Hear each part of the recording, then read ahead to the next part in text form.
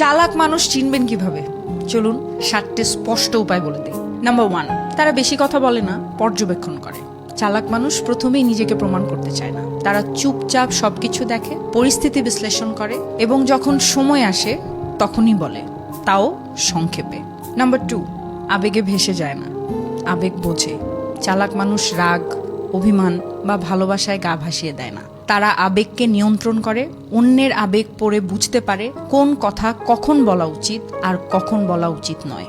Number 3, তারা কখনো নিজেকে সবার সামনে বড় দেখাতে চায় না। চালাক মানুষ চুপচাপ নিজেকে তৈরি করে।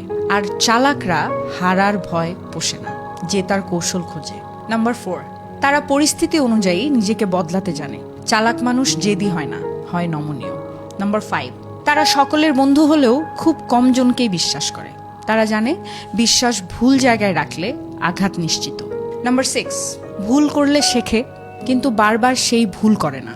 একবার ভুল করা স্বাভাবিক, কিন্তু একই ভুল বারবার করা বোকার কাজ।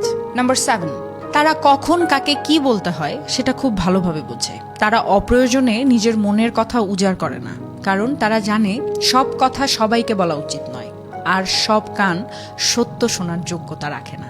এখন শেষ কথা হলো, চালাক মানে শুধু ডিগ্রি বা বই পড়া নয়। চালাক সেই যে মানুষ সময় এবং অনুভূতিকে বোঝে, নিজেকে সেভাবে গড়ে তোলে জেতার জন্য নয়, টিকে থাকার জন্য।